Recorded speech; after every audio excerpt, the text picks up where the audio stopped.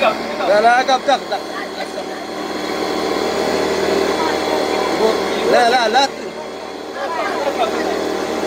يبو biraz daha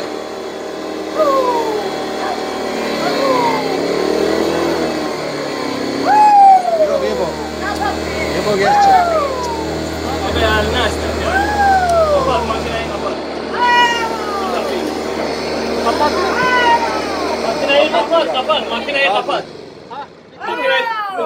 bir dakika abi öyle şimdi buradan kastırdığımız zaman buradan kastırıyor abi anladınız mı? Kurbağa kaynaklı bence ya. Süleyman abi. Kurbağa kaynaklı mı abi? Kurban aynı şimdi. Abi sakin olun bir şey yok sakin hayır. Sakin.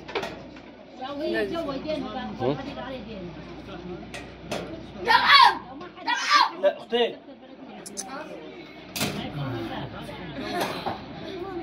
Boş yavaş.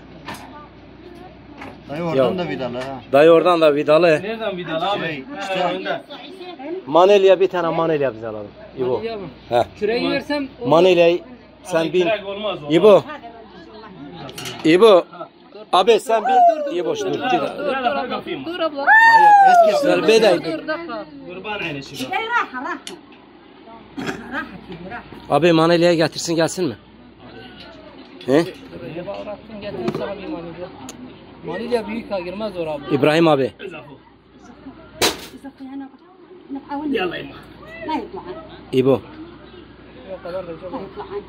Geldi bu ambulans. Dayı nereye İbo gelsin? sakin. Dur abi ben أنا بدي سكر تجيب لك أنا بدي سكر Mercedes gitmem mi? اقفي اقفي بدey. Tamam. Kaynaklı. ما مشي طلعنا ما مشي سلامة Tamam dur abla ambulans geldi dur. yok ما مشي hop yenge sakin ol Tamam sakin ol ya abla.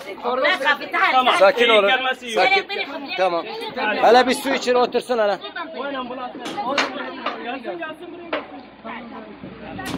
Sen şey alsana. hadi bu işte sakin olmalı İbo al bunu Bu kadının şeyini düzeltin önce. Yukarısı